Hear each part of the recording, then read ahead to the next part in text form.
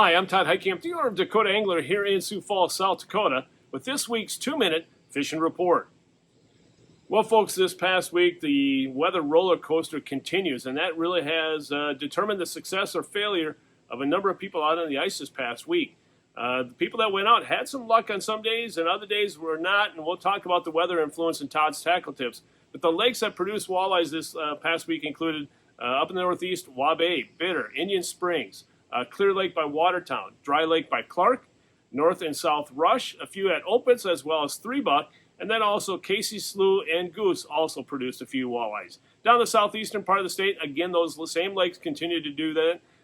You're talking about Ponset, Whitewood, Thompson, Dry Lake by Willow Lake, 81 Pond, Sinai, a few being caught at Madison, and then also Island and Beaver. And that Twin Lake has been doing fairly well. Again, late afternoon and evening seems to be best. And remember, that is the Trophy Lake just northwest of Sioux Falls. As far as what jigs are being used by the people out on the ice this past week, again, depending on the day, that has really dictated what type of jigs people are using. Again, on the low pressure days, guys are using the more aggressive baits, like the swimming baits, like the shiver minnows, the tikka minnows by Clam. Also, the Rapala jigging wrap has been working really well. Also, some tungsten spoons have been also, triggering a few walleye bites. On days when the pressure is high and the bite is really finicky, it's been really a lot of finesse baits, smaller baits, or like I said, finesse baits like the flutter spoons by the leech flutter spoon by Clam, and also the tumbler and tingler spoon by BMC has been working. Again, tipped with minnow head or some smaller baits like that. So keep that in mind. As far as the perch bite is concerned, again, up and down with the week and with the weather changes.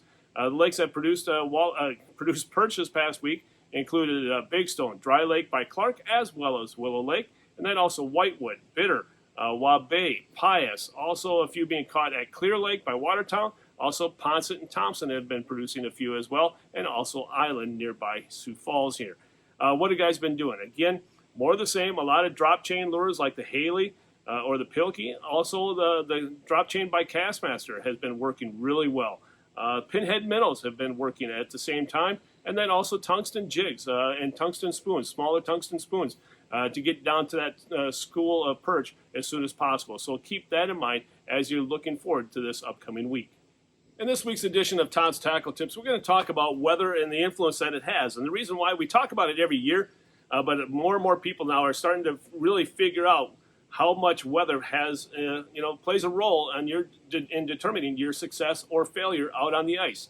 And being the weather guy, I have a little bit more insight into that than most people. I guess it depends on your opinion. But really what it is it's the influence of pressure. And with the fronts coming in every other day, the pressure is either rising or falling, and those fish are not able to accommodate that change in pressure that quickly. So on days when you're hitting it right, when the pressure is falling, in other words, the wind is out of the south, and you have a little bit of cloudy sky above you, those days the fish are on the prowl. They're active. They're very aggressive, and that's where those more aggressive presentations work really well. The jigging wraps, the tikka minnows. But when the pressure is high, and the wind is out of the north, in other words, and then also you have a high sky, in other words, a clear sky. Those are the days when the bite is going to be tougher. And you can see this, folks, when you're watching your depth finder. And many people have been coming in out and talking to me about this, is that when you're watching your depth finder, your jig is here and you see the fish rush up, and then all of a sudden it just stops and then goes back down. Or they'll just gradually come up and take a look at it. They're curious. Your presentation has got them to come up and take a look at it, but they're just not hungry enough, and that's really based upon the influence of pressure. And in those days, you really need to downsize your presentation, or at least slow it up a little bit, or downsize your baits. Like a small tungsten baits, or instead of going from a full minnow, go to a minnow head, or waxworms, or maggots, anything like that.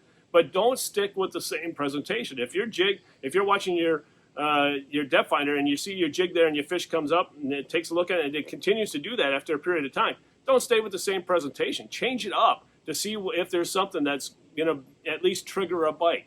But really what it comes down to is the influence of pressure. And so when you see that wind out of the north, the pressure is going to be rising. And at that point in time, you really need to start thinking about downsizing your presentation or slowing it up. When the wind is out of the south, cloudy skies, maybe out ahead of the storm, again, that's when the pressure is going to be falling.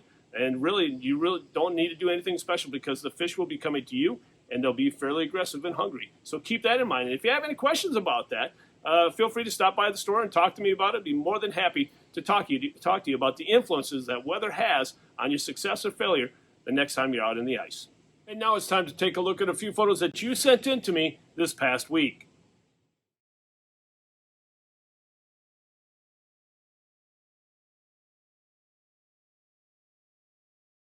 And remember, folks, if you'd like your photo included in next week's version of the 2-Minute Fishing Report, please send it to me. Send it to Todd at DakotaAngler.com or post it to our Facebook wall. If I use your photo, your name will be entered into a monthly drawing for a $25 gift certificate. And folks, before we end this week's report, I want to remind you of our ongoing ice fishing sale. All our shacks, augers, electronics, clothing are all on sale at prices that you're not going to find anyplace else. So make sure you check us out on the web at DakotaAngler.com if you can't make it to the store here, or feel free to give us a call at 605-336-9132. And always remember, we can ship it out to you the next day. Well, folks, that's this week's version of the 2-Minute Fishing Report for Dakota Angler. I'm the owner, Todd Heitkamp, and as we say around here, fish on! We'll see you next week. And again, thanks for watching. I greatly appreciate it. Stay healthy and stay safe.